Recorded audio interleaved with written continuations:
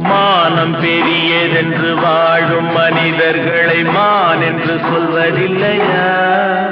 தன்னை தானும் அறிந்து கொண்டு ஊருக்கும் சொல்பவர்கள் தலைவர்கள் ஆவதில்லையா?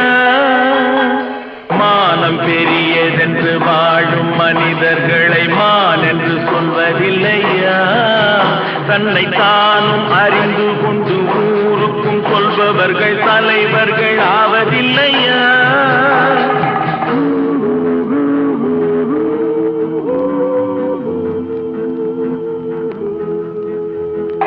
உன்னை அறிந்தால் நீ உன்னை அறிந்தால் உலகத்தில்